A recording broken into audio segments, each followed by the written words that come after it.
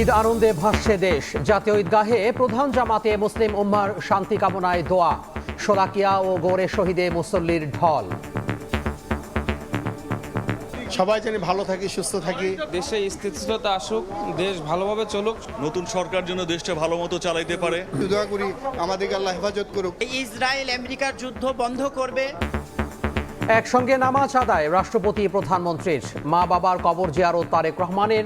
যমুনায় সস্ত্রীক ঈদ শুভেচ্ছা বিনিময়। ঐক্যবদ্ধ হয়ে দেশ গড়ার প্রত্যয়।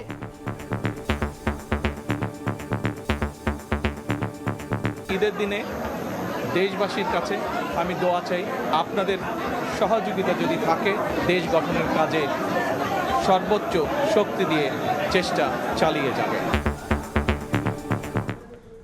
দেখছিলেন প্রধান শিরোনাম। দুপুরের সময়ে সঙ্গে আছি আমি তোহা খান তামিম। এবার অন্যান্য শীর্ষ সংবাদ।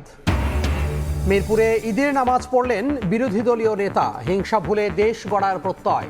সংস্কার ইস্যুতে বিএনপিকে সংসদে চাপ দেওয়ার বার্তা নাহিদের। ১.৫ দশকে বিরুদ্ধমত দমনে নির্যাতিতদের জীবন ছিল দুর্বিষহ। কারাগারে কেটেছে ঈদ। দমন পীড়নের সংস্কৃতি মুক্ত হোক রাজনীতি, প্রত্যাশা ভুক্তভোগীদের। ঈদের ছুটিতে বিনোদন কেন্দ্র ও পর্যটন স্পটে ভ্রমণ পিপাসুরা। প্রস্তুত হোটেল, মোটেল, রিসোর্ট। নিরাপত্তায় বিশেষ নজরদারির আইন শৃঙ্খলা বাহিনীর। বগুড়ায় মুশফিক, নাটোরে তাইজুল। নিজ নিজ এলাকায় ঈদ আনন্দে মাতলেন ক্রিকেটাররা। মিরপুরে এলাকাবাসীর সঙ্গে শুভেচ্ছা বিনিময় ক্রীড়া প্রতিমন্ত্রীর। এবং ঈদের দিনও ইরানে বিস্ফোরণ। পাল্টা হামলায় কাঁপল ইসরায়েল।